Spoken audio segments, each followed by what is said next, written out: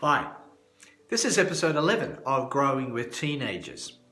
One of our young adult leaders, Sherry, led our All Together gathering last Sunday, and she spoke about Jesus' challenge to forgive others constantly and continually. She also said that Jesus knew this would be a hard challenge to accept. We have such strong feelings about fairness and justice that makes it tough to forgive, especially bad behavior. We all feel so strongly that when people hurt or harm others, they should suffer the consequences. They should pay or be punished in some way so they know what they've done. And that made me think, what about school bullies?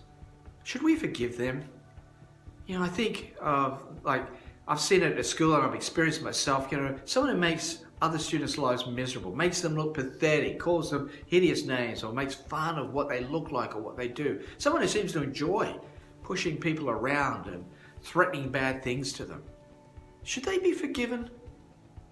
Seems to me like to forgive people like that in those circumstances just is such a lame, weak response.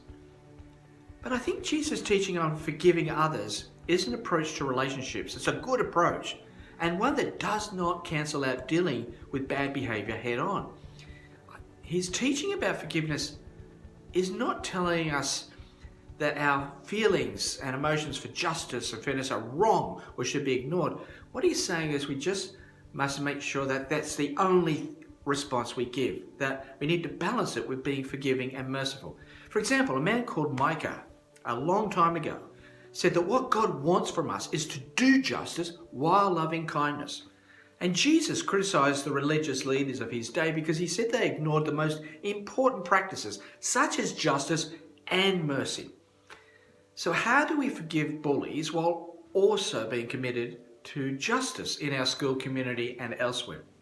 Let me make some suggestions. First, when we're committed to being merciful and forgiving, we overlook one-off, occasional words or acts that were hurtful, but said in the heat of the moment.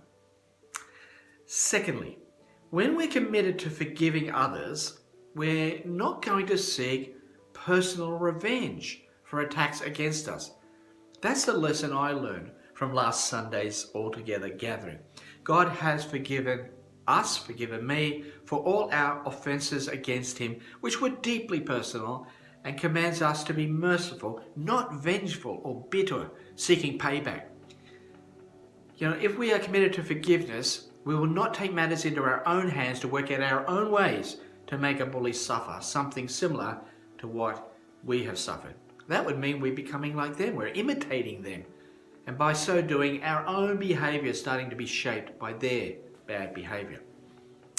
Thirdly, when we're committed to forgiving others, then if someone is really being offensive, according to any fair-minded person's standards, and is repeatedly harassing us, then our commitment to justice compels us to talk to God directly about the matter, to seek his intervention, because we know he loves justice and mercy. They both matter to him. But also to talk to the people he's put in our lives who have a responsibility to protect people like us from bullies. Parents, school counsellor, a respected and fair teacher. We are seeking them to intervene to bring about changes that are necessary for the welfare of ourselves and others around us. We're ready to forgive, to restore good behaviour, and we will do it regularly. But we're not forgiving in order to allow bad behaviour to continue and to hurt lots and lots of people. If we did that, then we don't love our neighbours. We don't even seem to love bullies, because if we did, we'd want them to change.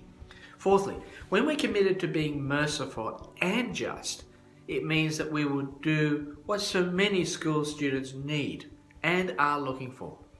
Someone who will unite them together rather than divide and isolate them.